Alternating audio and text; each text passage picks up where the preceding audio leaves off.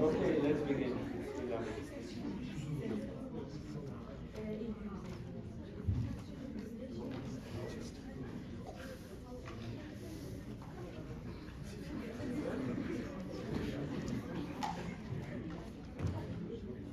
Okay, so um, first we'll talk about the imaging modalities and what normal looks like, so that it makes sense when we come to the pathologies. Okay, so we know that these all modalities. I think I've been through them, but when it comes to evaluation of the GI, again we have to remember the X-rays are there, supine, erect, and decubitus. So supine, I guess you all know, when the patient is lying down. Erect means when the patient is standing or sitting position, then you do an X-ray. Usually it's erect means standing for a down. And decubitus, does anyone know what is decubitus? Patients lying down. On one side. So one side is down and the other side is up. So if I say left decubitus, what does that mean? They're on the left side. The left side is down and the right side is up. Okay? So why do we do decubitus? Does anyone have an idea? The patient can't sit or stand. Yes. So if the patient is on bed and he cannot sit or stand, or patient, and you want to see if there is free air inside, then at times you would ask for a decubitus. Well, it's not done that frequently. Okay, barium enema, barium studies. What is barium actually? It's a radioactive material. Okay, so it's a metal, or what is it? It's radioactive. It's I think it's the atomic number is around 56. Okay, so it's a sort of element, you can call it, or you can call it a metal. But it is, the main purpose of barium is to coat the mucosa, the inner lining of the GI tract, so that you are able to see the inner structures. So we'll talk of this in detail later. So what do we do with the barium? We have swallow, which means we are trying to see the upper part of the GI tract, that is the throat, or you can call it the esophagus. Then you are trying, in the meal you are trying to see the stomach. Follow through means the small intestine. So you are trying to see the entire small intestine. And enema means, when we talk of generally enema, that means the colon. We are more interested in seeing the colon. But there's another term which is written there, enteroclysis. So when we talk of enteroclysis or small bowel enema, that's the other name for enteroclysis. That means we are just talking of small bowel. Okay. Ultrasound examination, ultrasound abdomen. You all know we use sound waves, and this is the most frequently asked imaging modality when we have any sort of abdominal pain. Okay. So we start off with the ultrasound, and then we go on to the next modalities. CT/MR is cross-sectional imaging. You all know when we want to have detailed evaluation of viscera or inner organs, then we ask for CT or MR, and we can use contrast, that is oral as well as IV contrast according to the need. ERCP, MRCP. Okay. So what does ERCP mean? Anyone? Why do we do ERCP, MRCP? It's written in front. Cholangiography. What does cholangiography mean? The bile. Yes, the biliary channels. So we are trying to evaluate the biliary channels. So ERCP or MRCP is actually for the evaluation of the biliary channels. ERCP stands for endoscopic retrograde cholangiopancreatography. Okay, and MR is cholangiopancreatography. It's the same thing, but we are doing it with MR. Okay. Magnetic resonance cholangiopancreatography. So it's the same thing. We'll see images and then it'll make more sense. Angiography and nuclear medicine. Okay. So does anyone know why do we do angiography in GI? Any particular? The gastric artery.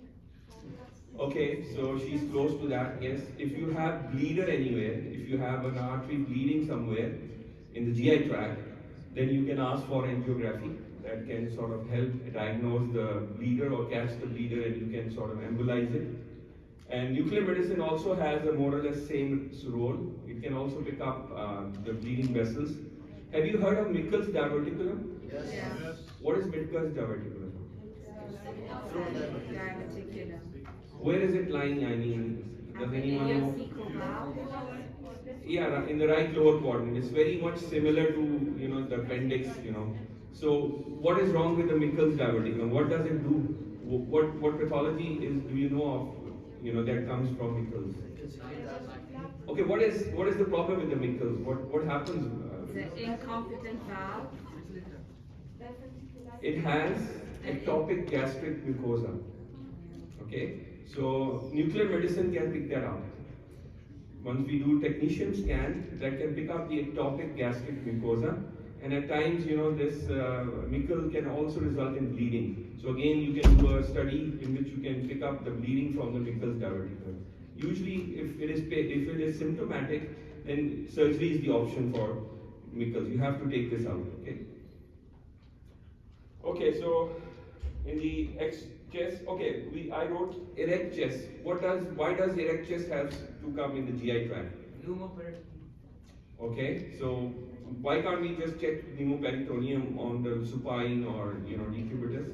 Trying to check it underneath the diaphragmatic. Okay, so actually the problem with erect abdomen is that sometimes the X-ray beam should be tangential.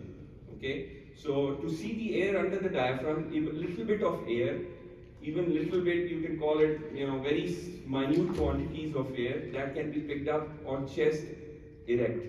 If you do an abdominal erect, you might miss those sort of small leaks that are there. So that is why we ask for erect chest in cases of if we suspect pneumoperitoneum. Supine abdomen, we will see images. Decubitus, we have already talked. We must keep the patient at least for 10 minutes in the decubitus position so that the air has time to rise up. Okay, the air rises up so that it will be in the upper part. So that is why we keep the patient at least for 10 minutes on one side. We don't do it immediately, just putting him on left lateral. We don't do it immediately. We just give little time for the air to rise. Okay, the problem with the X-rays is that the abdominal X-ray, as you know, there are a lot of viscera inside compared to the chest where there is just lungs, which is full of air. So the radiation dose is 35 times more when you do an abdominal X-ray in comparison to the chest X-ray. So that means a chest X-ray, you need 35 chest X-rays for the dose to equal the abdominal X-ray. And obviously in pregnancy, we don't do abdominal X-rays. Why? Because we don't want to give radiation to the fetus. Okay, so when do we do abdominal X-rays? Acute abdomen. Okay, so if there's any pain somewhere, like if it's a renal pain, it's a gallbladder pain, it's a pendicular pain, so sometimes you will see those calcifications in those spots, and that can sort of help you out. In any other, in children also in abdominal cases, like if you're suspecting intestinal obstruction, it might sort of help doing abdominal X-rays. Okay, so usually people presenting with loin pain or right hypochondrial pain, we start off with an ultrasound or an X-ray. Role of obstruction, obviously, if it's partial obstruction, we might not be able to pick it up on X-rays. If it's complete obstruction, that means you'll see fluid levels and you'll see air in the, obviously gas shadows in the intestine. Then it is obvious. But the role is, it's not that much. CT is probably the better modality if you want to judge whether the patient is really obstructed or not. Because sometimes if it's obstructed for a long time, then the fluid comes in. And the fluid will give you sort of pseudo sort of obstructed picture. There'll be no air inside the intestine and there'll be fluid lying inside. So the patient would still be obstructed, but you'll not be able to see the air. So that is the problem. And it's not indicated in trauma and solid organ assessment. Why? Why don't we ask for in trauma cases? Because you will not be able to see the viscera. Okay? On X-rays, you will not be able to see directly whether there is any injury to the viscera. For that, you need a CT. Yes, you need a CT scan. Okay, so to understand an X-ray, we must know these 5 densities. I'm not sure I have gone through this, but since it's part of the examination, so let's just revise them. So the blackmost density is going to be air or gas. Then comes the fat, which is going to be less black, or you can call it dark gray. Then there's going to be light gray, which is going to be soft soft tissues or water, and the bone is going to be dense, that is going to be white on X-ray, and metals are going to be even more white, or you would have them, metallic objects are going to be more white, even denser than the bones. Okay. So why do we need all this? Because these are going to make, if the two structures are lying close to each other, so the interface would be helping us out differentiate between them. So if you don't understand, this would make little sense.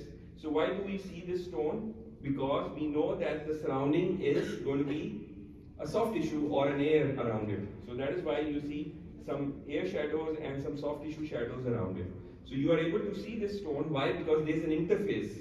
The soft tissue density is different from the bone density. So that is why you are able to see the stone standing out from the rest of the structures. Now if you look at this is a stent lying inside. Okay, so you're able to see this stent, the reason being the density of the stent is different from the soft tissues that are around it. That is, for example, the muscles or the soft tissues, subcutaneous tissues, they all have gray-like density. So this is all gray, you see. But this one is white. Why it is white? The density is different. So the density helps you differentiate between different structures. For example, these bones that you are able to see are more denser compared to the psoas muscle. The psoas muscle is this one. Why you are able to see them? Because the interface is different. So both structures have different densities. That is why you are able to make them out. If they were of the same density, you will not be able to differentiate between them. Okay? So on this X-ray, you can see a renal stone here. You have a DJ stent here. And you see 4 little calcifications here.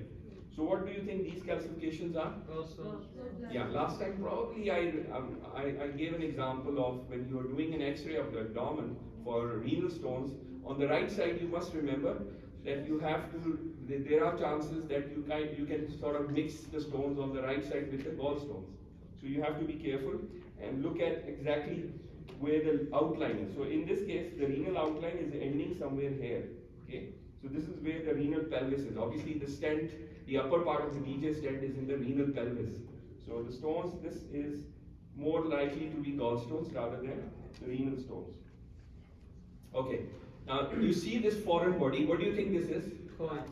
A coin. Obviously, a metallic body. A coin has been swallowed. Okay.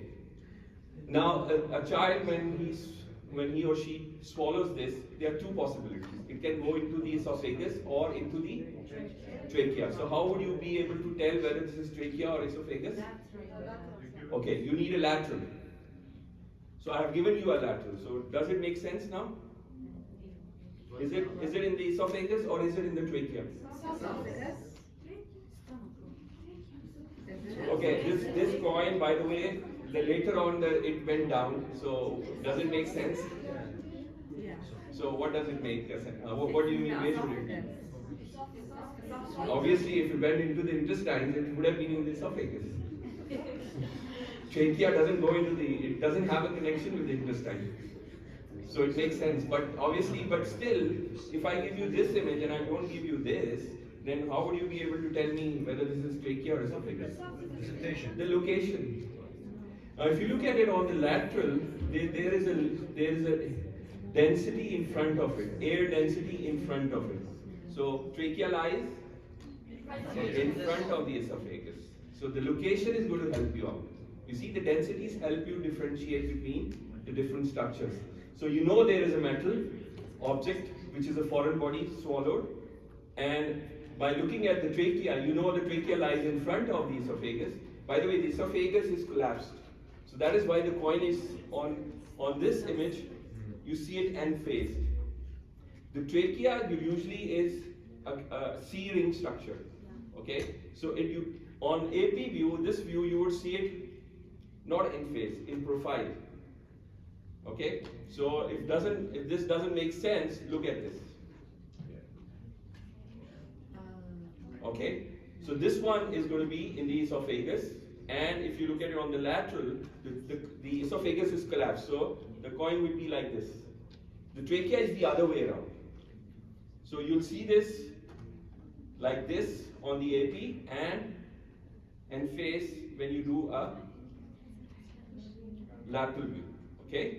Clear on this, everyone? So this is important to remember how to differentiate a foreign body which is swallowed on an X-ray. Especially children. Now we have these coins again. Unfortunately, we had these 1 real notes which were quite safe, but unfortunately we have these coins again. So this is going to be very common.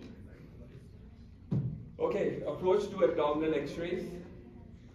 Technical assessment. So technical assessment means the X-ray should be of the good quality. It should not be too much white, it should not be too much dark. So it shouldn't be overexposed or underexposed. The factors should be adequate according to the build of the patient. Then the projection, as you know, AP, lateral, decubitus, supine, all you need to know what projection is helpful to evaluate what structures, okay? Or why do we need a specific projection at a time? You're not supposed to do all these X-rays. We need to know what we are exactly looking for, and then we'll do that X-ray. Bowel and gas shadows, obviously we don't want, I told you last time, if you remember in your renal, that we prepare the patient for with enema and Dulcolex tablets, the laxatives, so that the gas shadows are sort of not hindering the evaluation of various structures. If you want to see calcifications anywhere like gallstones, pancreatic calcifications, or any other calcifications, you would not like to have a fecal matter lying in front or the gas shadows obstructing the view. Okay, so solid organ then obviously would be easily visible. And you should also always look at the edges of the film, which is lung basis. Sometimes you could pick up pneumoperitoneum.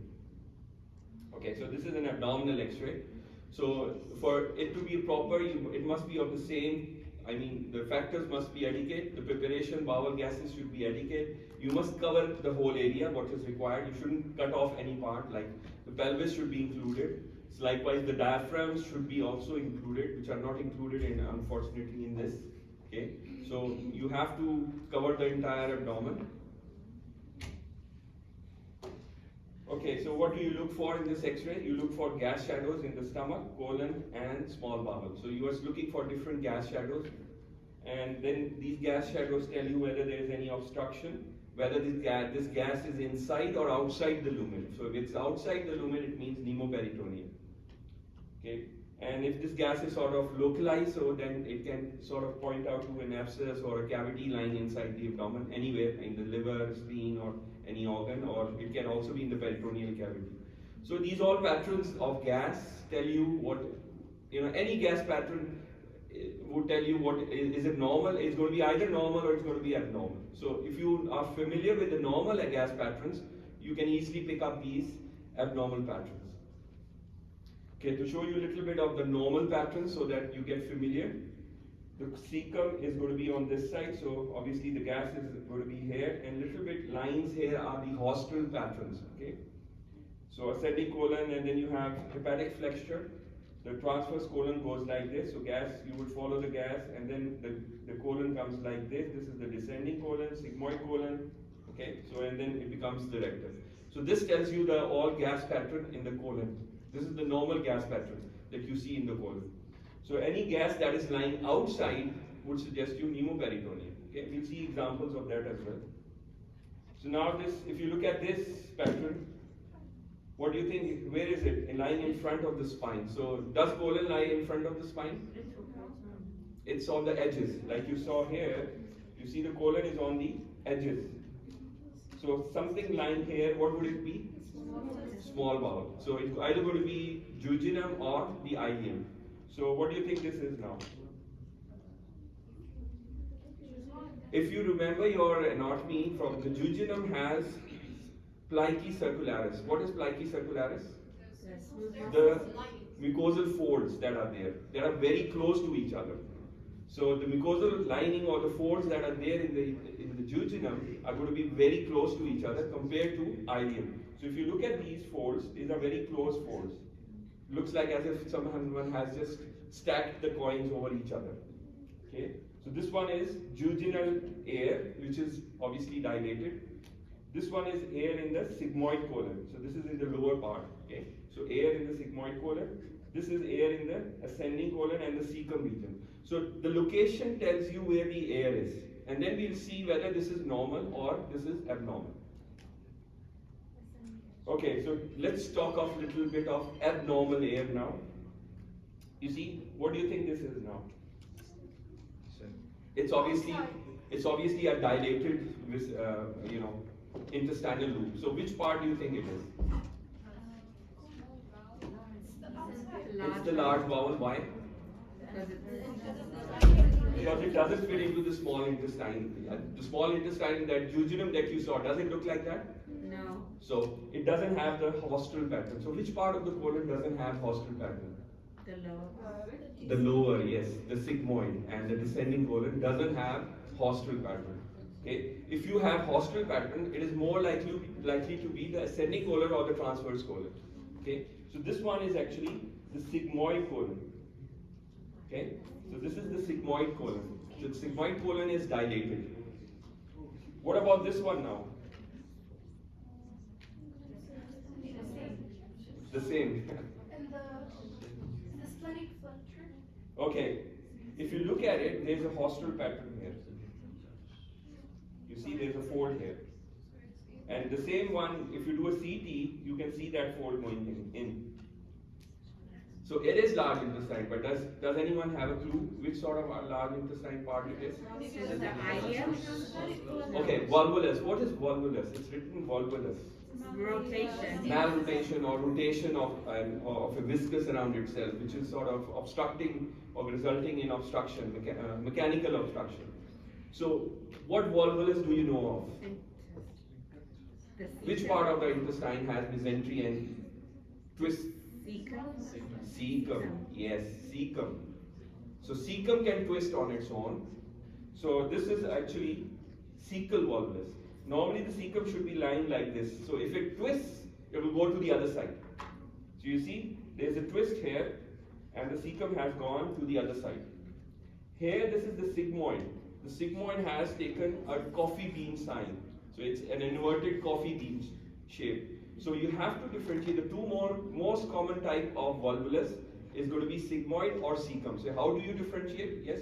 What causes this twisting? I told you anything with a long mesentery can twist on its own. We don't know. Reason being, if you have a long mesentery, chances are that you might be able to twist. So there's no fast and hard and fast rule. Some people don't get a volvulus, some might get a volvulus. Okay. So the problem is the volvulus has to be relieved because it's a closed loop obstruction. So you have to relieve the obstruction. Okay. The problem on X-rays is to how to identify which sort of volvulus it is. So if you have a haustral pattern going through it, then it's more likely to be a cecal volvulus. And remember the position of the cecum; it should be in the right iliac fossa. If it's taut or has gone to the other side, then think of cecal volvulus. Yes. Doctor, what's a hostile pattern? Hostile. Like you have mucosal folds in the jejunum, the mucosal folds in the large intestine are called as hostra. Okay. The mucosal folds that are there in the large intestine are known as hostra. Okay. Okay. If this doesn't make sense, look at this again. Now the cecum, as I told you, should be lying here. So if it is dilated and gets obstructed, it would twist and go to the other side. And you would see sometimes haustral patterns with it. Whereas a sigmoid colon volvulus would be an inverted U or a coffee bean sign. So you'll see an inverted U gas fill structure arising from the pelvis going up like this. So inverted U. Okay. So try to find out any haustral pattern and look for the position. If it's in the lower part, in the center part, and it's coffee bean shaped, it's sigmoid. If it's the other way around, like if it's lying to one side and it has a haustral pattern to it, then it is cecal volvulus. Okay. So if you don't relieve the obstruction, then the next step would be it would perforate. The bowel, the viscus would perforate. Not the viscus, the bowel, the large intestine would sort of undergo gangrene, and then obviously it would perforate. Then you are trying to look for, what is this? Air below the diaphragm. So this is why we ask for chest X-ray to cover the diaphragm. Sitting posture usually, and then you look for free air below the diaphragm. So this is pneumoperitoneum. If in the supine position, you'll see pneumoperitoneum something like this. So it is at times difficult for a person to make out whether there is pneumoperitoneum or not. If it's little bit air, then at times it is difficult. If it's large air, then obviously it's very easy. Now in this case, how do you make out there is pneumoperitoneum? You'll see lining of both sides of the intestine. So you'll see inner as well as outer lining. So that means that there is air not only inside the lumen, there is also air outside the lumen, that is in the peritoneal cavity. So that is why you are able to see the exact lining of the intestine. So it's difficult, I agree. For beginners, it's going to be very difficult to pick up small pneumoperitoneum. That is why we ask for a chest X-ray like this. Can you show us the lining? Okay. You see this white line going? So why do you see a white line here? Because there is air inside and outside the wall of the bowel. Usually, if you see a normal bowel, you will not see both sides. You see only air on one side. If you see air on both sides of the bowel, then it is pneumoperitoneum. Doctor, I didn't understand, so Yeah, I know it's difficult to understand. For beginners, I told you it's good. You will not be able to pick up on supine. That is why we have these direct and decubitus. How do you see the air? How do you see the air? You need to see a lot of normals, then you will be able to see the abnormal air. Okay? So just forget about this one. You will not get it in your exam, and no one is going to ask you about it. But just remember, the pneumoperitoneum in a supine abdominal film is very difficult to pick up. The reason being, that is why we ask for decubitus and a chest X-ray. Clear on this? So if you do a decubitus, then you will be able to pick up this air. So it makes life easy. Okay? So that is why we have decubitus. Okay, so we have covered the air in the intestines, which is normal, and we talked a little bit abnormal. So what else is abnormal in these two X-rays? Does anyone have a clue? I deliberately, got rid of the constipation. Spine obstruction. spine. The gallbladder is Spine infection. Okay, let's begin with this first. So what is abnormal? What is striking in this? His spine is like this, it's This curved. thing. His spine is curved. What is this? is it gallbladder? Looks like a pear-shaped structure. So what is a pear-shaped structure in the right hypochondrial? Gallbladder. So what is wrong with the gallbladder? It's swollen. It's got calcification. It's got calcification in the wall. That is why you are able to see the density stand out. Okay? Okay, if you look at this, so what do you think is wrong with this? Pancreatitis? Okay, pancreas. Usually the pancreas is supposed to go like this. It's slightly going high up. Usually it goes like this. So yeah, okay. But you see some calcifications which are going towards the left side. And if you remember the anatomy, the pancreatic tail is more towards the left side. So this is again another calcification, which is this time on the lying in front of the spine. So anything going across the spine, calcification, so likely to be in the pancreas.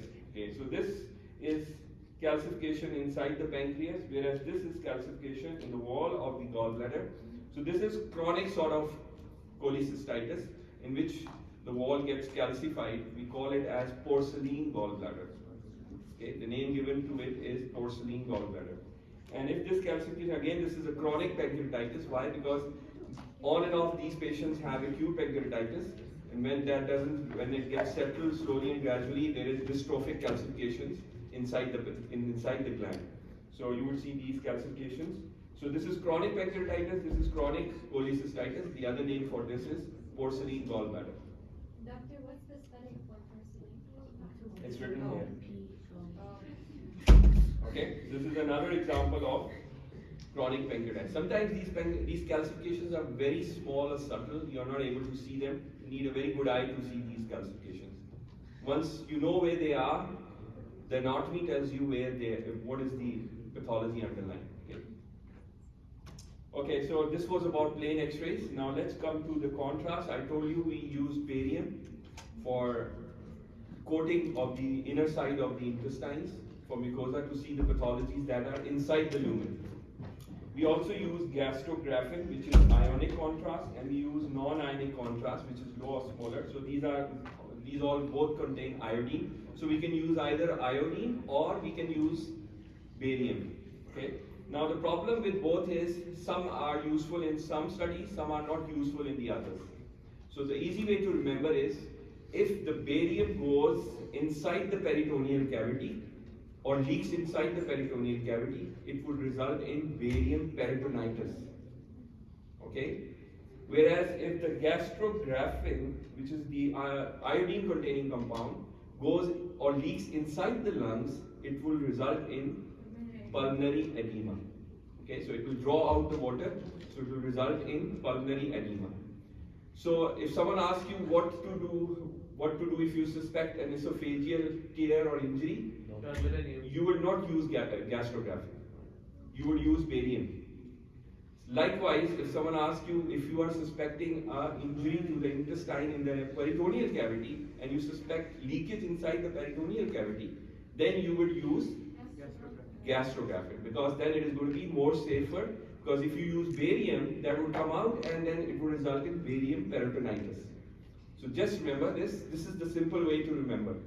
Okay?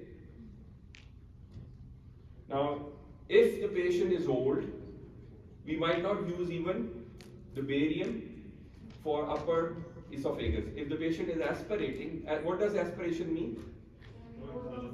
The patient is taking that contrast into the trachea. So he's spilling or taking or the contrast, instead of passing into the esophagus, is going into the trachea. So you don't want the trachea to be filled up with contrast. So this is how it looks like. Unfortunately, there's aspiration. So we don't, if we see aspiration, we just sort of stop that contrast study. We don't do it because we don't want to harm the patient. Okay, so the indications for contrast swallow, I told you swallow is to see the upper part of the esophagus. Remember, the GI tract starts from the upper part, from the throat. The esophagus, it goes through and then it becomes the stomach, small intestine, large intestine. So some part of it is lying inside the chest as well. So if you are trying to see the esophagus, the reasons for evaluating the esophagus is going to be either dysphagia, pain, reflux, anemia. Okay, do you know of any condition when anemia and esophagus come together? Good. Okay, we'll talk of that later. Tracheoesophageal fistula is abnormal communication, usually seen in children. Or there can be perforation. Any perforation to the esophagus can be trauma related or some other cause. Okay, so fluoroscopy. What is fluoroscopy? It's real-time moving images. So we are looking at, what we have done is we've given oral contrast and then we are looking at the real-time images. So it's just like running a video. So whatever as it goes down, you're seeing that the passage of the contrast into the esophagus and into the stomach, and so you can sort of follow that out on real-time images, like you're looking at a video. Okay. Now the problem is the coating requires different positioning. So there are different positions to coat different structures. Like the stomach, obviously, if you want to coat the anterior wall, then the patient has to be prone. If you want to coat the posterior wall, the patient has to be lying supine. Likewise, in the duodenum, if you want to coat the entire duodenum, you have to take different positions because the cap is going to be sort of dependent in little bit inclined position. If you make the patient up, the air would rise in the duodenum. So the cap of the duodenum. So it depends on what you are looking for, or where do you want to coat the barium. So you can see the different positions that are there. So you have to be familiar with different positions. Obviously, then only you'll be able to tell or see all the entire intestine. So this all needs practice, and you have a lot of experience. Then only you'll be able to tell which area to coat properly. Okay, so let's see a few examples. This is contrast in the upper esophagus. So our esophagus is obviously a tube-like structure from the throat area. This is a tubular structure. So again, this is again esophagus. This is again esophagus. So how is this esophagus different from this? This is more white, whereas it has some black element to it. So what is black? Air. So that means this one has more contrast. So this is single contrast. That means the patient just took the contrast and we immediately sort of took the image. Whereas in this case, there is already coating of this contrast. The contrast that was taken in coated the esophagus, and then we asked the patient to take or inhale air. So he swallowed the air sort of went into the esophagus, and then you have a double contrast effect. So you have air as well as the contrast coating the mucosa. So this is single contrast study, this is double contrast study. So double contrast means air as well as contrast. So that means the contrast has already coated, the contrast went through and coated the esophagus, and then you ask the patient to swallow air, and that air sort of again gave you a double contrast effect. So why do we need a double contrast? The reason is with single contrast you are not able to see inside the lumen. Whereas in this you are able to see inside the lumen. So you can see the mucosal lining of the esophagus. So any pathology inside the lumen, it will be obscured or you will not be able to, it will be hidden by the contrast. In this case, if you have air, obviously you can pick up the pathology that is there inside. If it doesn't make sense, don't worry, we'll see examples and then it will make sense. Okay, barium meal I told you is when you're studying the stomach. Okay, so reasons: dyspepsia, upper GI mass, weight loss, hemorrhage, partial obstruction. We don't want to give barium in cases of full obstruction because it would, or partial obstruction. Why? It would increase the obstruction. The barium would lie inside and would, the water would get absorbed and the barium would itself result in impaction. So we don't usually use, if we are suspecting obstruction, we usually use the gastrographin or some other contrast. We don't use the barium. Okay, complete large bowel obstruction is totally contraindicated, so we don't use it. Patient should be NPO for 6 hours, and there should be no smoking because this increases the gastric motility. So we don't want the motility to be on the higher side. NPO, I've told you, if you have already taken food, you will not be able to get mucosal outline or the outline of the stomach or esophagus. Doctor? Yeah. So in the previous images, the patient probably had the gastrographin. Okay, both gastrographin and enema, barium look the same. They both appear bright. The reason for that is because they both have more density. You understand? There's no difference on the images. Unless I tell you this is barium or this is gastrographin. The function is just to coat the mucosa. Clear? Doctor? So I don't know what this is. This might be gastrographin. Yes. Doctor, you said that if there's an obstruction, we don't use the barium, we use the... It will increase the obstruction because the water would get absorbed and the barium would itself impact.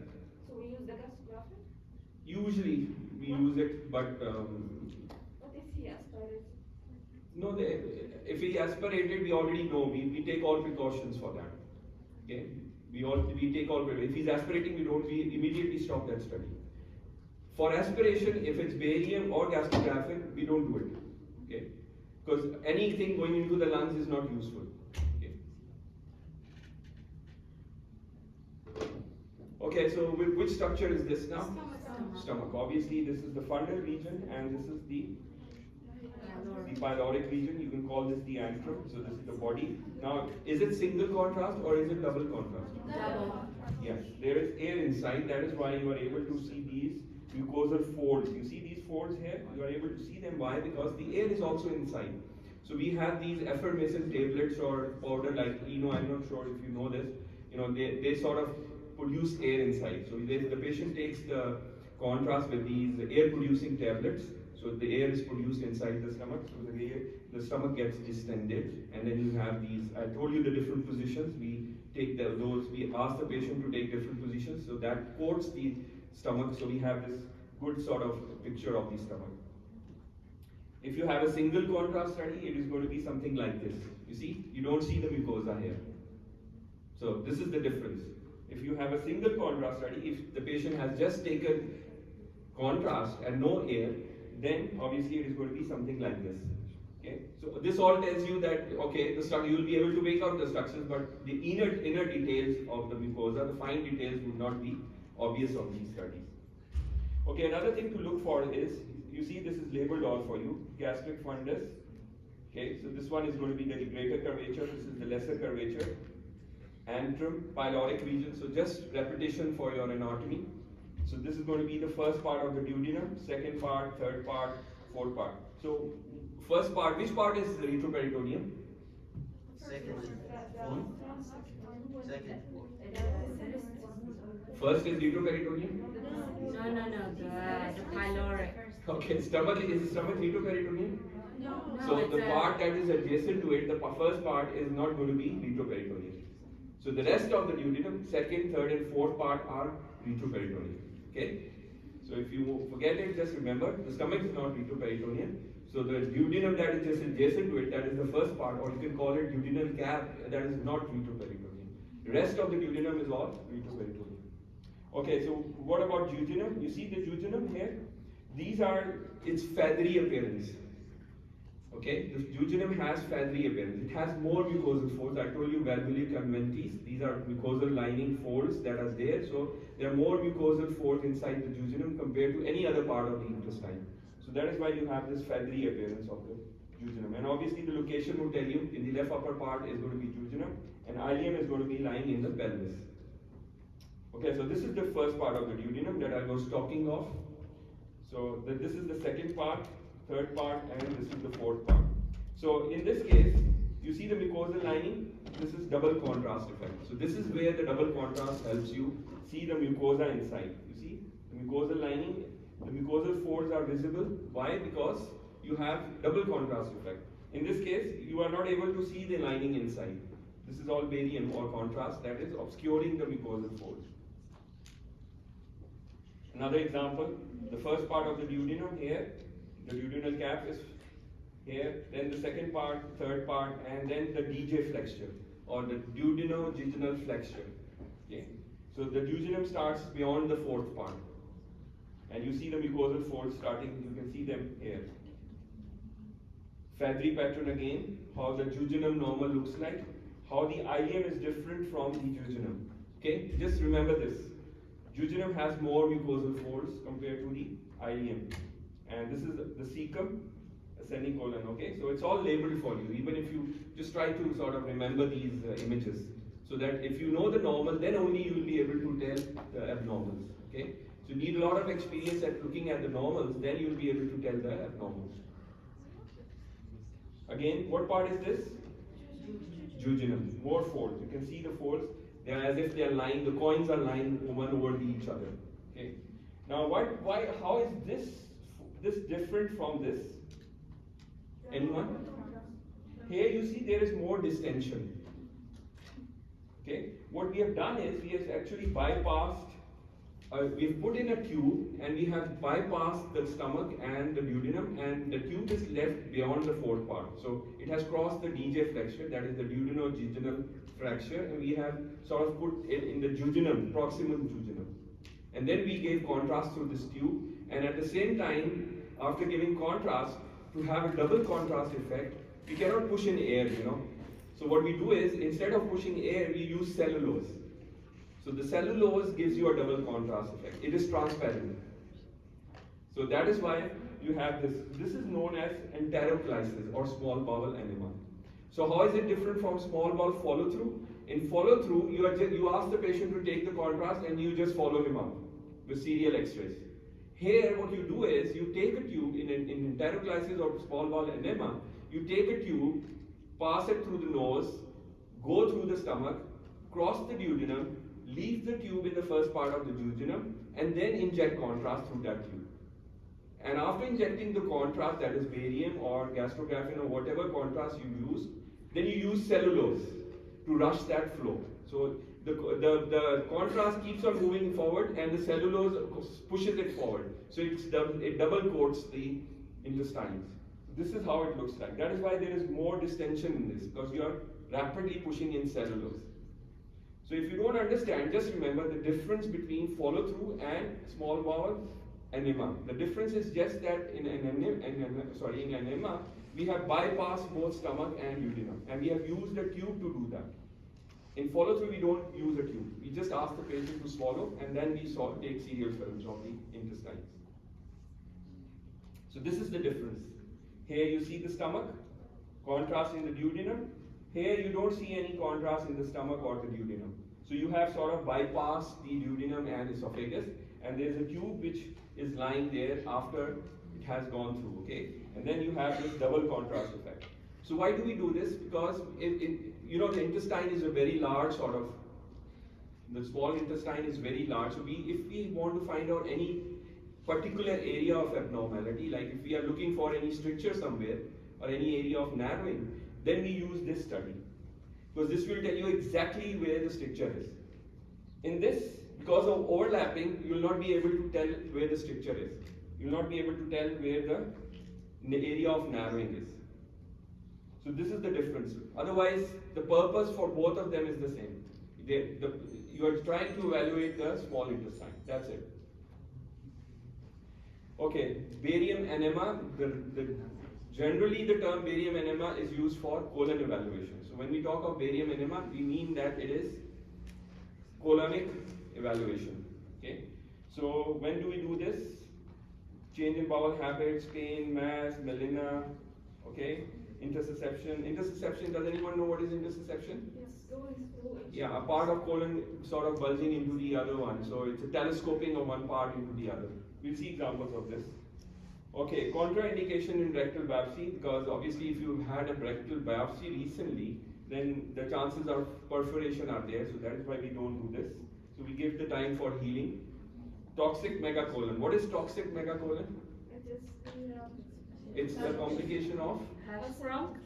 ulcerative colitis. Any inflammatory disease affecting the colon can have toxic megacolon as its complication. Pseudomembranous colitis. So what is pseudomembranous colitis? What organism? C difficile. Clostridium difficile. Okay, so who usually have this? The ones who have taken antibiotics. And what is the treatment for this? Oral ventilation. Clindamycin, and if they don't get better with that, flagyl. Okay, so I'm also teaching you medicine. Okay. Preparation 2 days, low residue diet and bowel preparation. We know this from our previous lecture. Why do we need this? Dulcolax tablets. We need to clean the colon so that the enema examination, these fecal matter is not there. So this is a single contrast. Which one is single? The one on this one. Good. So now you know what is single contrast. Single contrast means just the contrast, and double contrast means contrast with air. So this is double contrast enema. Okay. So this is the sigmoid. This is going to be the descending. This is the splenic flexure, hepatic flexure, cecum. Okay. So from your anatomy, you know all this. Decubitus. Okay. Sometimes we need a decubitus so that the air goes up and we are able to have mucosal details like this. The mucosal details here are obscured by the contrast, which is in the dependent part. Okay. So we use decubitus at times also with barium enema examination. Okay, so this is a single contrast study, little bit here. So what is this now?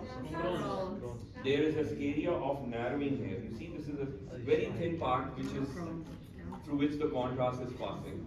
So that means there is abnormal soft tissue mass here on both sides, and the lumen is very much narrowed. So it gives you we call this as an apple core appearance. So apple core means as if you have eaten out the apple from the sides. So the lumen that is remaining is just a slice or thin part that is in the center. Okay, so this is when you have an apple core lesion anywhere in the GI tract, it sounds bad because that means that there is a tumor inside. Okay. Okay, ultrasound you all know is cost effective.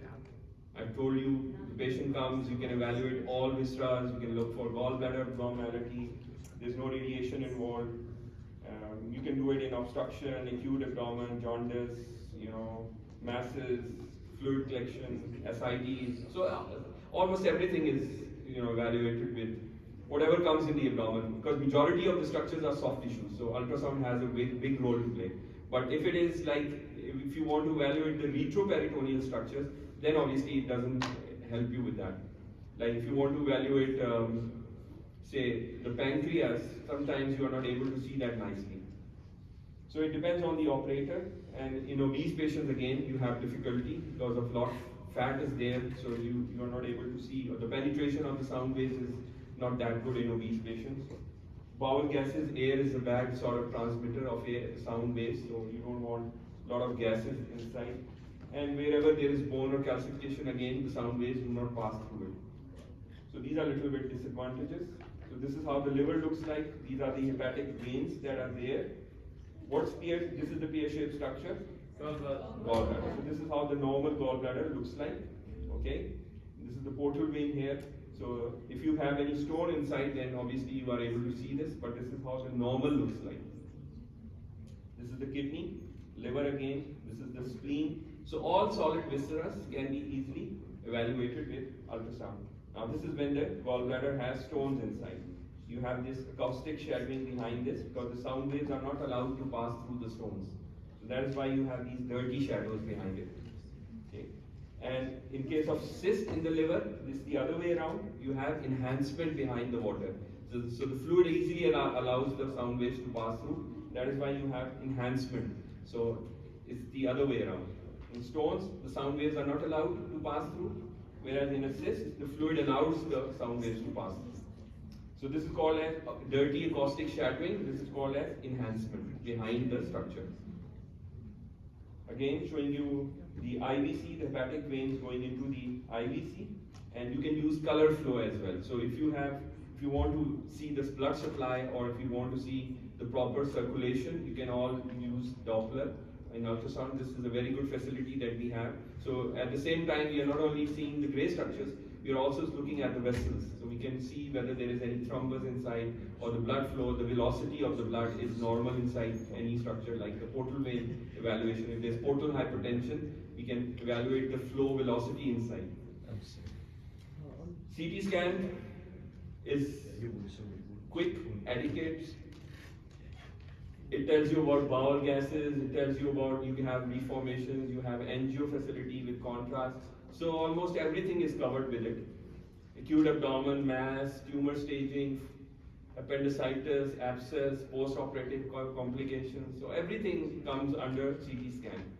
So it depends on why you are doing a CT scan. You just got to know the reason why you want to do it. And then accordingly you prepare the patient. So you can use oral contrast, you can also use IV contrast. But the problem again is this, what is this? The radiation dose is 250 times in chest x-ray. How much is that for an abdominal x-ray? 35. So you can compare. So you can have an idea how much radiation dose is there with the CT. Okay? It gives you a rough idea. We discussed this last time in renal failure and contrast reaction. The persons who are allergic to contrast, like the asthmatic, the ones who cannot take fish, okay? So we don't usually give them iodine. Okay, so this is a same patient. This is without contrast. You see no contrast in the aorta, and this is a portal venous phase study where you see some contrast in the aorta and a little bit in the hepatic veins and the IVC. So do you see anything abnormal? Okay. If I was to look at the liver, do you see anything abnormal in the liver? No. Okay. Now do you see it? Yeah. Okay, so the same patient, if we just did a plain study, CT scan without contrast, and we did a portal venous phase study, we would not be able to pick up all this.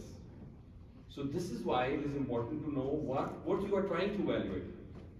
If you are looking for a metastatic disease, you have to do a triphasic or a biphasic study. That means you have to do an arterial phase and a portal venous phase. Because some METs would be hypervascular, like in this case. So these METs were only visible on this phase. That is the 15-second delay images that you got. If you took the images after 60 seconds, like in this case, you can easily miss them out. So that is why we need to know what we are evaluating. And the study has to be accordingly that you have to manage that accordingly. So if you need to do a contrast study or you need to give oral contrast, so you all have to know what exactly we are looking for. Again, another example. What is wrong with this liver? Cirrhosis. You see the margins is irregular. The margins are irregular. So when do you have irregular margins? Any chronic hepatic parenchymal disease. any chronic hepatic parenchymal disease can result in fibrosis of the liver and would give you irregular margins. Now the same patient, when you did an arterial phase, you saw this, there's a lesion there or a tumor there. You are not able to see it nicely on this. Okay? When you did a portal venous phase, that is after 60 seconds, the tumor is still there, but all that is remaining is the contrast lying inside the capsule. The contrast that was inside has sort of washed out. And if you do a delayed, you will see the entire contrast that was there has sort of completely washed out. Okay? So it is difficult to see on this phase, it is difficult to see on this phase. The same example that I gave you here. Difficult to see on plane, difficult to see on portal venous phase. So here again, difficult to see on plane and difficult to see on the portal venous phase. But if you do an arterial phase or a delayed phase, you are easily able to pick it up. So that is why you need a triphasic study when you are evaluating liver lesions. So you know what exactly it is. So this is a tumor. Why? Because remember, the tumor has a characteristic. It takes up blood from the hepatic artery. So it likes the fresh arterial blood. Tumor likes the blood which is arterial, not the venous one. So that is why it is enhancing in the arterial phase. And as you do the later phases, it gives out the blood. So it washes out. So that is why it is darker compared to the rest of the liver. So it quickly takes up the arterial blood and quickly gives it out. So this is feature of hepatoma or HCC. Okay, clear on this? Doctor, Yes. what's the grey one in the anterior side of the What is the gray part in this one? This is, Yeah. what is pear-shaped structure? Gallbladder. This is gallbladder. Okay. Okay. What else do you see here? Okay, we'll see a little bit more anatomy. Don't worry. Okay, another example of a hypervascular lesion, because this is seen in the arterial phase, and in the portal venous phase, you see you are hardly able to see it. So again, telling you the importance of the phase that you are looking for. Okay, so a little bit now coming to her. If you don't know the anatomy, obviously you'll not be able to pick the abnormalities. So how does the normal liver looks like? This is how the normal liver looks like. You have these hepatic veins which are converging towards the IVC. What is this? The aorta. And what are these structures? Azygous and hemiazygous. And what lies here? What is this? Stomach. Stomach. Stomach is full of water. So that is why it is grey here. And what is this structure? Spleen. Good. So you have liver with contrast, and you have stomach here, and you have spleen here. This is the aorta. So what else do you see now? You have some part of the adrenals visible now. Okay? And this is the caudate lobe, the caudate lobe, the medial part of the liver. This is the left lobe. Okay? So this is the right lobe. Again, stomach, spleen. Now you start seeing pancreas. Good. So now you start seeing the pancreas, and this is the splenic vein that is going through the spleen. Okay. Again, you see little part of the caudate lobe in front of the IVC. This is the aorta. This is the portal vein. Okay. The portal vein and the splenic vein come together. Now you see the entire pancreatic gland. This is the tail region. What is this structure? CBD. Yeah. The CBD passes through the pancreatic head. Okay. Now what is this structure? Kidneys. Very good. So you have the kidneys now appearing. Below the adrenals you start seeing the kidney, and this is the antral region. Okay. So now the liver, lower part of the liver is coming. Okay. So what is this structure now? Bladder. And this is the rectum. And what are these?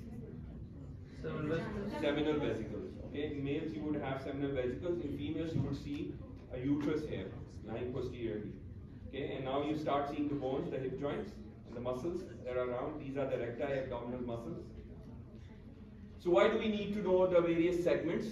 Just remember that the surgeons are interested to do resections. Okay, so they have different types of resections. Just remember this part lying on this side is going to be the left lobe, and this is going to be the right lobe.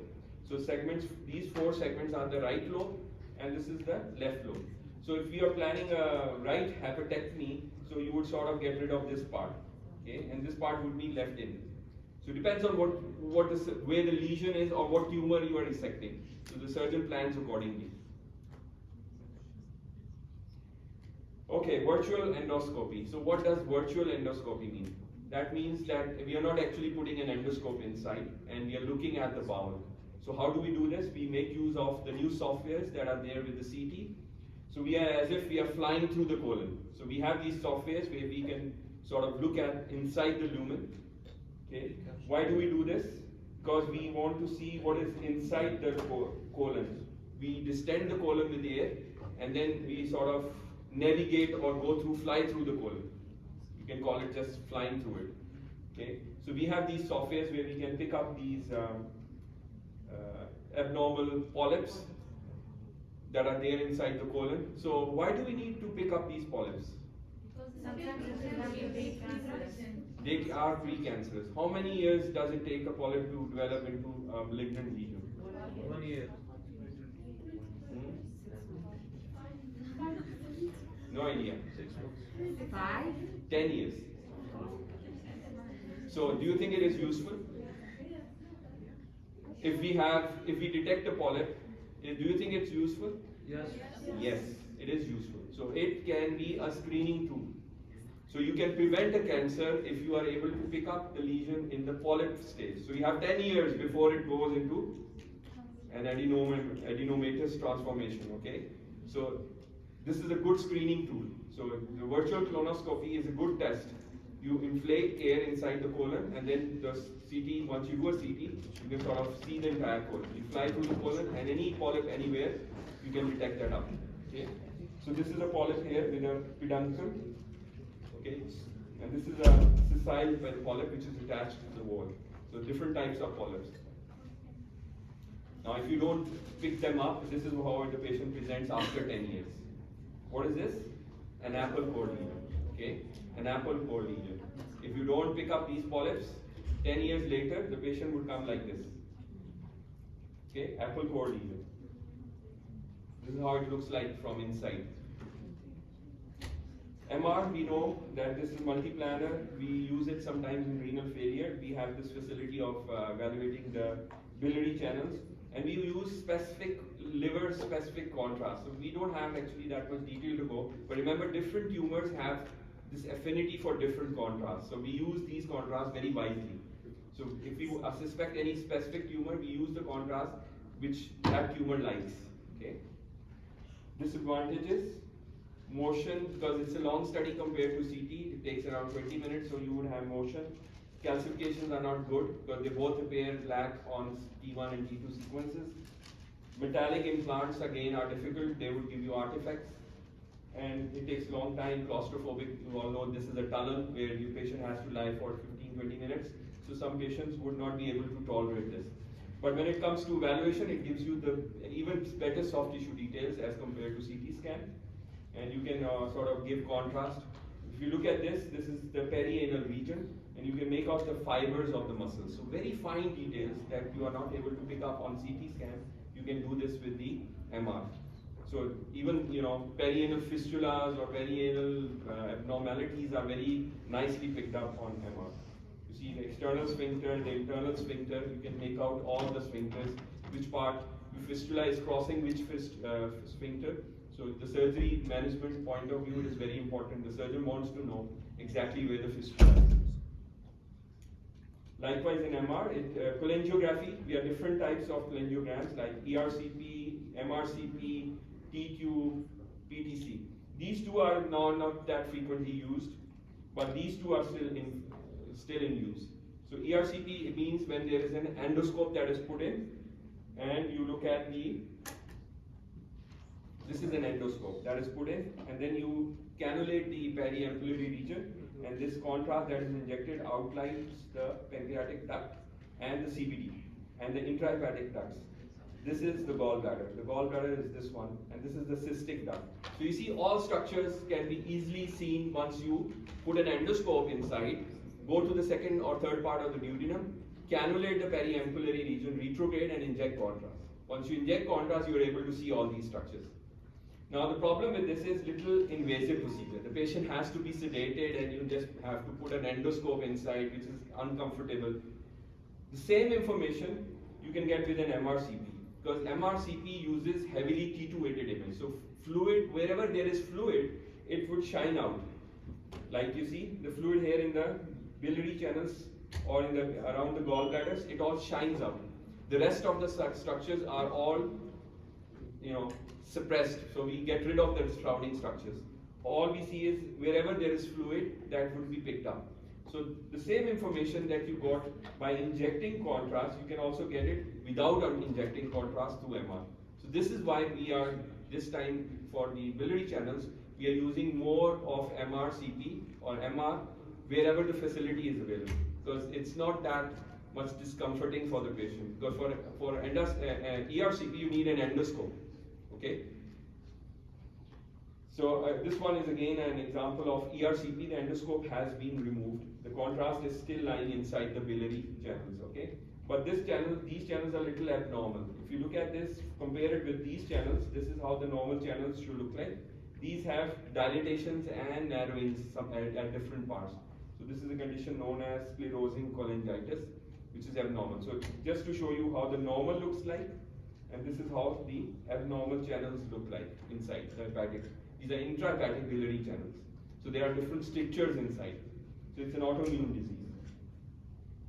Now T-tube cholangiogram, in the old days when we did not have MR, we used to leave a T-tube inside. So what is T-tube? Actually this is a plastic tube. It has this T junction and this is the stem of the T-tube. So we left it in the CBD and we allowed the patient, for if there was any remaining stone inside, because sometimes in the operation you are unable to see any small stone, remaining stone in the CBD. So this T-tube, with the help of T-tube, you can go in again and sort of get rid of that stone. So now this is not used these days. So they don't leave this.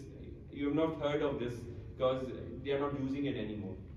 Likewise, the PTC is percutaneous transhepatic cholangiogram. That is, you sort of put a needle into a biliary channel and inject contrast, and then you outline the biliary channel. Again, this is invasive. We are not using this these days since MR is easily available. So we've got rid of these two studies, alhamdulillah. Okay, so this is again an MRCP showing you a filling defect in the pancreatic duct. So the same information that you used to get by injecting contrast, you are getting it without injecting contrast to MR. So why bother the patient?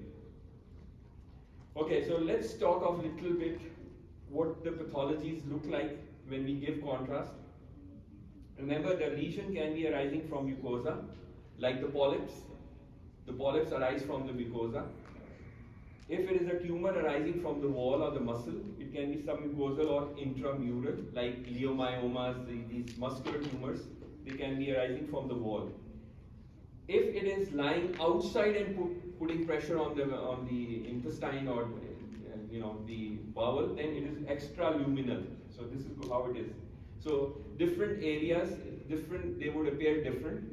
Like this is a polyp inside the rectum. You see the rectum? So this is the first example, this one. Okay. So it comes from the mucosa. That is why you are able to see this is a sessile polyp. As I told you, the polyps take time to turn malignant. Okay. This is inside the wall, that is intramural. So it is going to be a leiomyoma, which is a muscular tumor of the wall of the lumen of the esophagus. That is why it is putting pressure on from one side. So it's an eccentric sort of impression on the esophagus. Whereas this is an outside the lumen. So this is from outside lymph node, which is compressing on the esophagus. Okay. So from the contrast studies, you are able to tell whether it is inside, in the wall, or outside the wall. So the last one is a lymph node. That is a lymph node from outside putting pressure on the esophagus. Okay, so it's in the chest wall. In the chest. Okay, so esophageal abnormalities. So what do we know of the abnormalities? They can be displacement, like I just showed you the example where the lymph node was displacing the esophagus, pushing it from one side. They can be motility disorders like tertiary contractions and achalasia. Does anyone know what is tertiary contractions? This is what it looks like. Okay, who do have, who are the people who have these contractions? Normal, when you swallow, the food or the water goes through and it goes through the peristaltic process. So if the peristaltic process is abnormal, so it becomes something like this. You see? So it becomes corkscrew pattern, peristaltic. So this is abnormal peristaltic activity. Usually this is seen in old age. Okay, so old people have this sort of corkscrew esophagus. This is how it looks like. The esophagus is sort of zigzag appearing. So normal peristaltic activity is lost. Another example of this is achalasia, which is a term where there is narrowing in the lower part of the esophagus. Do you know of this? It's a neuromuscular disorder. Why do we call it neuro? Because firstly, the neuron, there's a neurogenic element. The neurons are defective or degeneration of the neurons, and that is in the esophagus. And then the lower esophageal sphincter fails to relax. So there's a muscular element as well to it. So it's a neuromuscular disorder. So lower esophagus sphincter does not relax. So there's hold up of contrast or hold up of water or whatever the patient is swallowing. So it will stick there. It will not pass into the stomach. So you'll have this narrowing at the lower part like this. So if you look at it, it will be something like this. So this is called as parrot beak, or you can call it rat tail appearance. So all the the names given to it. The reason being that the lower esophageal sphincter does not relax and the water does not go in. Okay, so it remains tight. So you need to dilate this part. So the patient has to undergo frequent dilatations. Okay, you can have filling defects inside the esophagus. If you have mucosal destruction like this is carcinoma. This is an example of CA esophagus. Okay, CA esophagus in the upper and the mid part, is it squamous or adeno? Squamous. The upper and the mid part are going to be squamous. The lower part, like if it's close to the stomach, it's going to be adenocarcinoma. Okay, so the filling defects can be benign and malignant. By the way, this is malignant because it has a lot of destruction element to it. This is benign filling defect. Serpiginous, like the filling defect. This is actually varices. Have you heard of portal hypertension? Yes. Patients, these cirrhotic patients, they have vomiting, they vomit out blood. So it is sometimes because of these varices that are bleeding inside. So you have such appearance in the esophagus. Okay.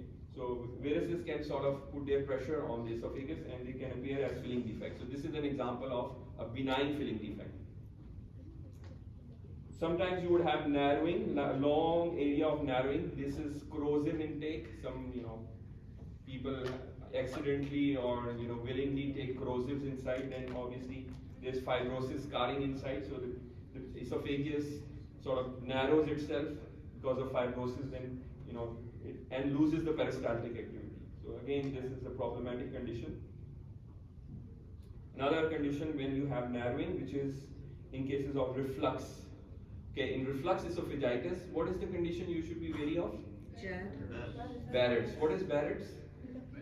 Metaplasia, and obviously it turns into malignancy. Okay, so this is an example of reflux esophagitis resulting in a stricture. These strictures are usually at the lower or the mid parts. Okay, because of reflux of acid. So you have these strictures developing. These are sort of pseudo-diverticulum that you see in these parts. So these are areas of these are the strictures that you see with acid disease. Okay, so the treatment is to prevent the reflux or to put them on proton pumps. Neutralize the acid in the stomach. If you don't treat them, then obviously they can have such destruction, and then this is esophageal cancer. So if you have destruction like this, then it becomes esophageal cancer. Another example of esophageal cancer, irregular filling defect. Another example of esophageal cancer, this one is involving the lower part. So this is going to be adenocarcinoma, whereas this one in the upper part or the mid part is going to be squamous cell carcinoma. Sometimes you have the entire esophagus which is irregular, shaggy, like this. You have these outpouchings that are there. These are actually ulcerations. These are very small ulcerations, and this is candidiasis. These are usually immunocompromised patients or diabetic patients. They have this sort of esophagus which is irregular, and normal esophagus would not have such ulcerations or shaggy appearance. Okay.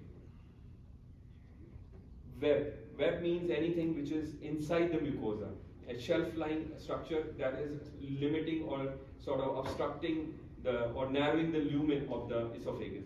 So you will see a shelf-like structure like this, web, and I told you with anemia, then it is Plummer-Vinson syndrome.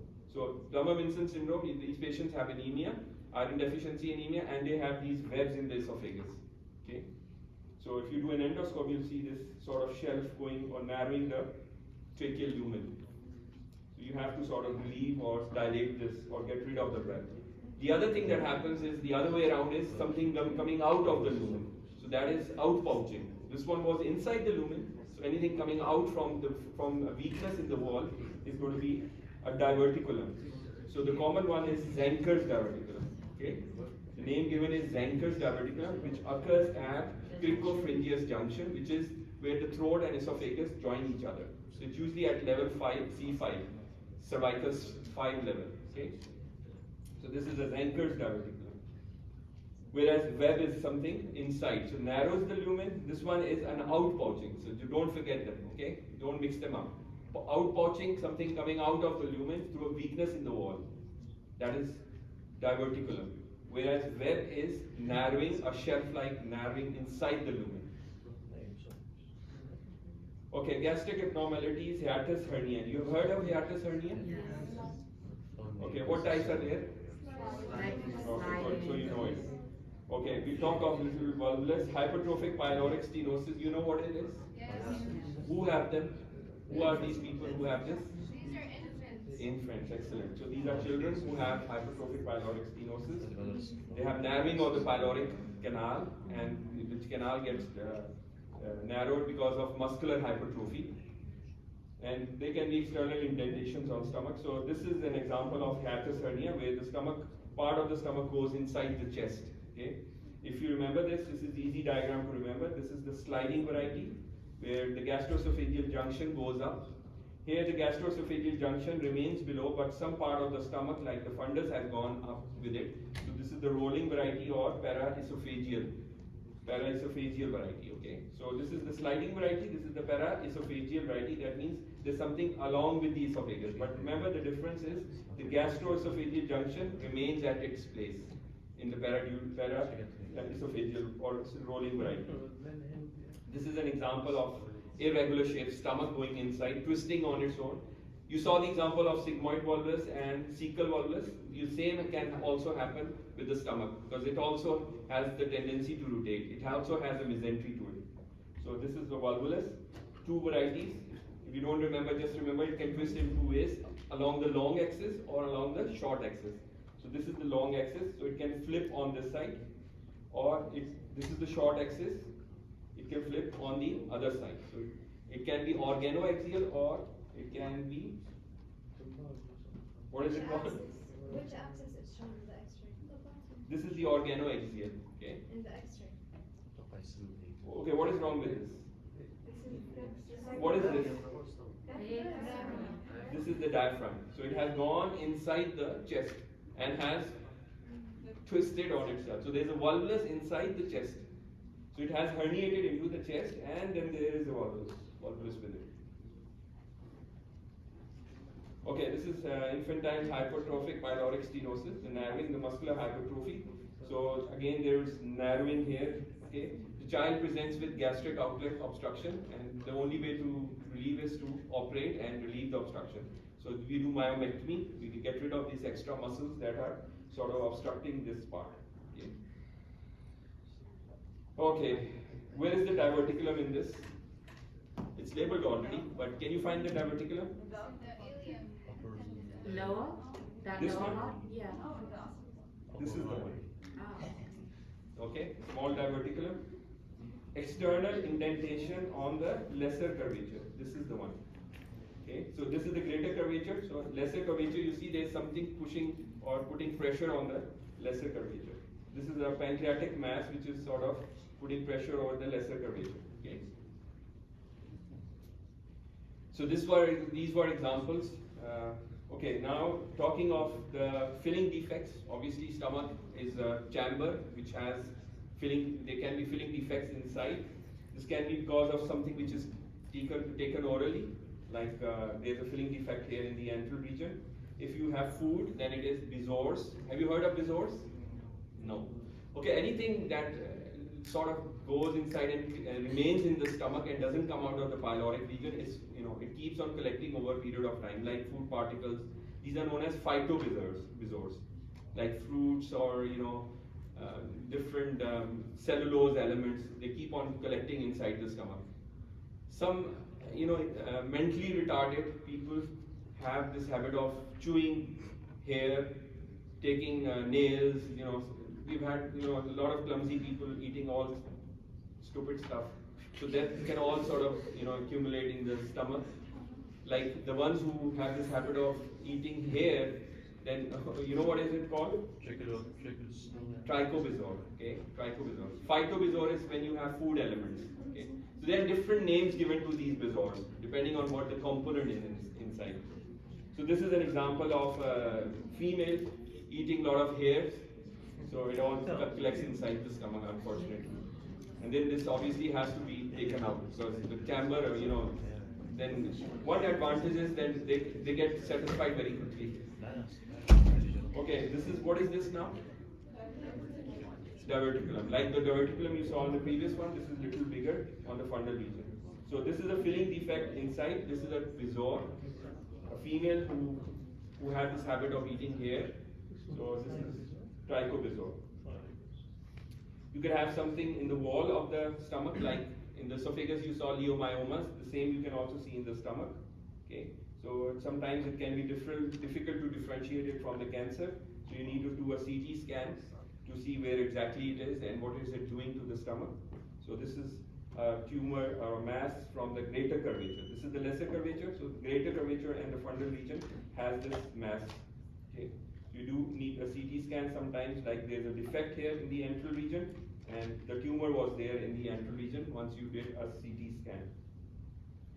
The tumor can be anywhere like this. In this case, this is the antral region again. There is ulceration and destruction. So the specimen showed this to be a tumor. Sometimes the stomach becomes a tubular structure like this. We call this as serous type because the entire wall is sort of infiltrated by the tumor cells.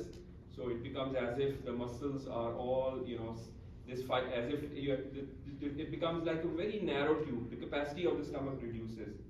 So all the wall of the tumor is infiltrated here, or tumor cells, so it becomes a serous variety of gastric cancer. So this is a rare variety, but it still can have it like this. So the capacity becomes very narrow stomach. You could also have a filling defect like this inside, and this can be a polyp inside. So you can also have a filling defect due to a polyp. Okay, so where is the abnormality in this case? Obviously, this is a peptic ulcer through an endoscope that was picked up, but barium studies can also show you this. So where do you see it? Here. Where? Okay, so this is the one here, and this is the one here.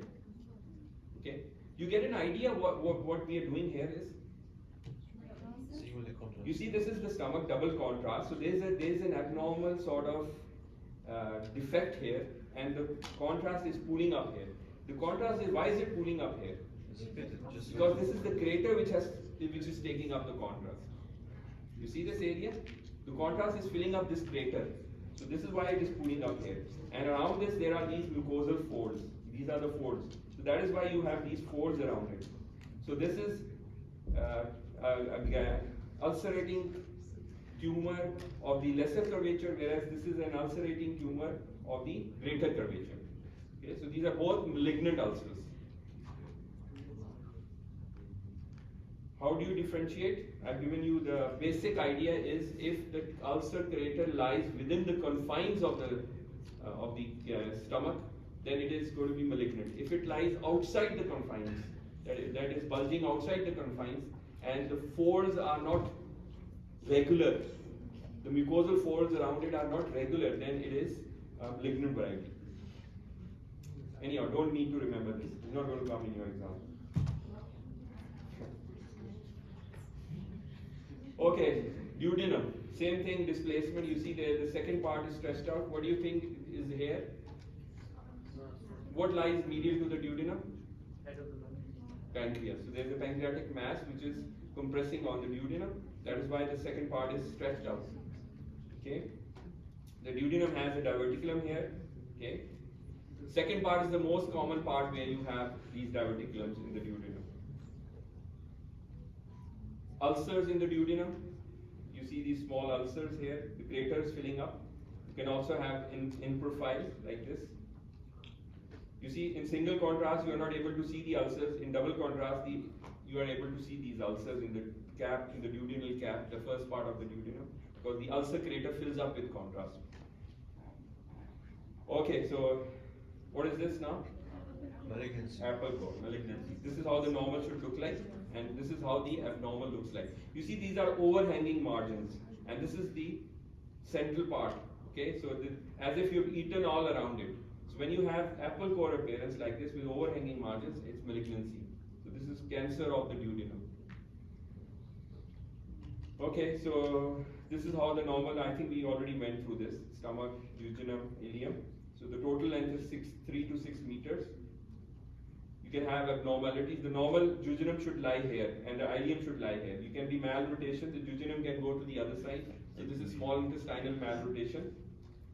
Sometimes you can have malrotation in which the colon lies on the left side and intestine lies on the other side. So depending on what sort of malrotation you have. Okay, so this is small intestine showing you a narrowed stricture. So this is a Crohn's disease. What is Crohn's disease? Autoimmune. Autoimmune disease.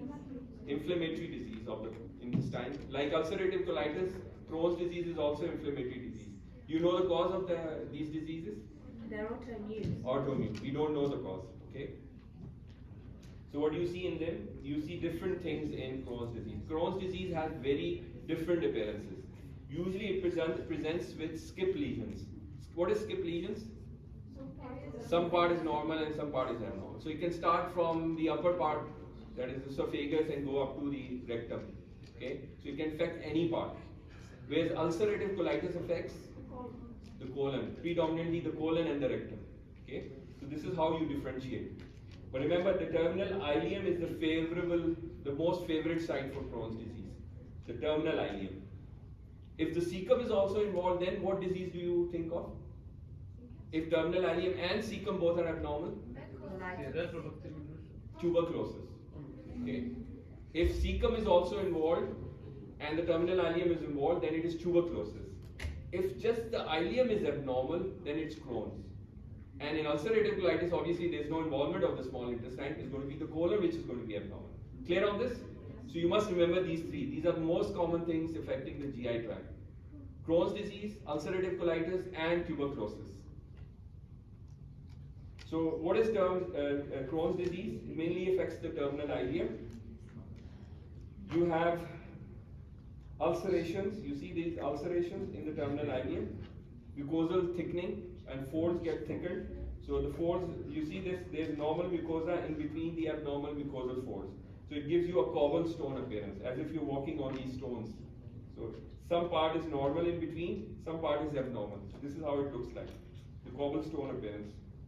But usually there are skip lesions. Some part is abnormal, some part is normal in between. So, you have different ulcers or ulcerations or strictures in different parts of the intestine. And this is the favorite appearance, thorn, rose thorn appearance. So these are actually ulcers in the walls. So this is feature of terminal ileum with ulcerations. This is seen in Crohn's disease. So don't forget this, okay? Just the terminal ileum involvement with ulcerations and stricture formation, it's going to be Crohn's disease on the top of the list. If cecum is involved, along with it, there's scarring of the cecum or the cecum is abnormal, then think of tuberculosis. You can also have these aptoid ulcers, small ulcers, the ulcer crater like you saw in the duodenum. You can also have them in the small intestine, and sometimes they are associated with Crohn's disease. Again, ulcers. Okay. This is how the duodenum normal looks like, and this is how the abnormal with ulcers inside. And then sometimes you would also have strictures and sinuses and fistulas forming, because the inflammatory process is recurrent. Sometimes it heals, then it comes back again. So these patients unfortunately keep on having recurrent disease. So fibrosis, scarring, fistulas, all these complications as the disease process never sort of heals itself. It's an autoimmune disease, so obviously we cannot treat them. But the complications as the disease progresses, or if the duration of the disease is more, then there are more chances of complications. Okay, so we talked of malrotation, sigmoid volvulus. Okay, sigmoid volvulus, we saw examples of this. Hirschsprung's disease. Do you know what is Hirschsprung's disease? Damshiri ganglia. Aganglionic, and this is again in children presenting with chronic constipation. Okay, so the Hirschsprung Yes. disease is the reason where you have these children presenting around in the early age, say around below 5 years, with chronic constipation. Okay, so this is malrotation where the cecum should have been here, it has gone to the other side. So chronic malrotation. We saw this example. What was this sign called as? Coffee bean. Coffee bean sign. Very good. So this is how you see the twist here. The mesentery twists, the cecum twists around itself. And once you give a rectal contrast, it will end up here because obviously this is a closed bowel obstruction. The contrast that you give from the rectum doesn't go beyond a point where there is twist. Okay, so an inverted U or coffee bean sign. This is an example of intussusception. Claw sign where some part of the intestine has gone into the other. So there is telescoping of part of intestine into the adjacent bowel. And in children and adults, the causes are different. In adults, it's usually a tumor associated with intussusception. In children, sometimes they have this lymph node enlargements.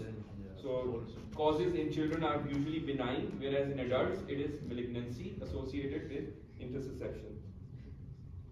What is this?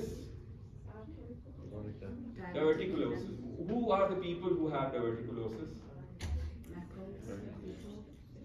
Who are more prone to have diverticulosis?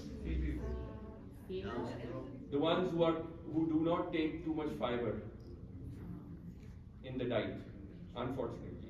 And we all are the ones who can have it later in our life. So low fiber diet and the ones who are chronically constipated, they are more prone to have diverticulosis. Okay?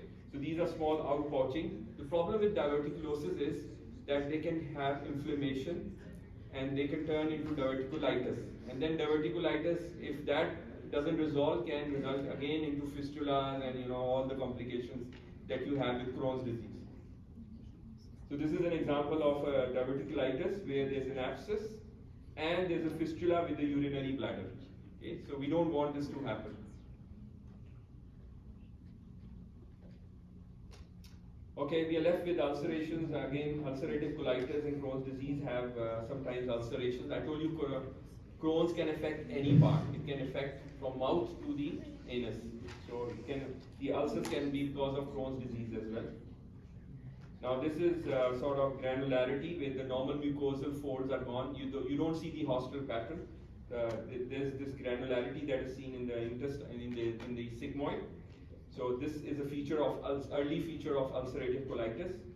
And then if you don't treat them or the patient comes again with ulcers in the wall like this. So initially it begins with like this and then it turns into ulcers in the walls. And again if you don't treat them then it becomes thumb printing like this. You see these ulcers become thumb printing like this. And if again, in the later stage, then it becomes lead pipe like this. So what is lead pipe? Actually, the whole wall has undergone fibrosis. So it's rigid now, as if it's a pipe, water pipe. So, there's no flexibility, there's no extension. You see, the colon has the ability to extend. But once it's lead pipe, then it becomes rigid. So, unfortunately, it becomes very thin and linear like this. So lead pipe deformity that you see is a feature of advanced ulcerative colitis when there is fibrosis in the wall. This is an example of, again, CT showing you lead pipe appearance. So see the narrowing here. And this is example of a tumor. Sometimes you could also have malignant transformation in ulcerative colitis. And this is toxic megacolon. The example I gave you, any inflammatory disease, if it affects the colon, can result in dilatation of the colon, air failure. So you have to put these patients on antibiotics. Okay, so this is to show you example of thumb printing again. Thumb printing can be because of ulcerative colitis or can be because of pseudomembranous colitis. So history is very important in pseudomembranous colitis. These patients usually have a short history of 7 days where they have taken antibiotics, and then you do a CT scan or a barium study where you see these sort of impressions on the colon as if someone is pressing upon with the thumb. and the colon is all thick wall like this. Okay, so remember pseudomembranous colitis. It comes under the differential of ulcerative colitis. Ischemic colitis. Okay, you see this. Compare this bowel with this enhancing bowel. You see the wall is enhancing here. Look at this bowel. The bowel is not enhancing. So this is a contrast study. So this is sputum mesenteric artery occlusion.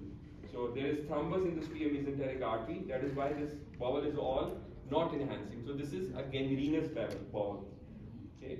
Here the inferior mesenteric artery is, so beyond the splenic flexure, the blood supply is going to be inferior mesenteric. So beyond the splenic flexure. So here, this is inferior mesenteric artery ischemia. So the bowel doesn't enhance. Okay, I already told you, if ileocecal region is involved, it's going to be tuberculosis. So the cecum is cone shaped or deformed like this. You see, this is the cecum here, very small shape. So it is all scarred because of tuberculosis. Now there are, I have told you the polyps, they take 10 years to develop into malignancy. Okay, there are few polyps which are non-malignant, like hematomatous polyps seen in these conditions, juvenile and Peutz-Jeghers syndrome. But the other ones are all have chances of malignancy. Okay, so you have these filling defects. Sometimes in families, it results in families. They have these multiple polyps. Okay, and if the polyps take time to develop into cancer, then it becomes colonic cancer like this. Apple core lesion, another example of apple core lesion. This time it is in the sigmoid colon. Okay, so what is this abnormal now? This is the cecum. So always remember, patient presenting with right lower quadrant pain, and if you see something, a tubular structure, line ending structure, which is thickened or inflamed and the fat around it is dirty, then it is going to be appendicitis. So see, this is an example of an inflamed appendix. Like the Mickel's diverticulum, it also gives you the same sort of appearance. The appendix also is a tubular blind ending, so it will end blindly at one part. So you just have to follow it up, and if it goes and attaches to the base of the cecum, it's going to be appendix. Okay. So how to look for appendix? First, identify cecum, see any structure that is attached to the cecal lower pole, and then just try to follow it up. If it ends blindly, and remember that what is the normal diameter of appendix? Around 4 or 5, okay, millimeters. Anything above that tells you it is inflamed. Okay, and obviously as the inflammation goes more, then there are chances of perforation, and you can have periappendiceal abscess as well. So this is the most commonly done CT these days. You do a CT scan and then you find appendicitis. You know, previously it was all clinical judgment, but nowadays even the surgeons wouldn't operate unless they do a CT scan for appendicitis. Okay. In children, by the way, in children, would you do a CT scan or an ultrasound? Ultrasound. Because the fat is less, so you can easily identify the cecum and the appendix. So in children or thin lean patients, ultrasound is the modality of choice. Otherwise, then you would ask for a CT scan. Clear on this? We still have time?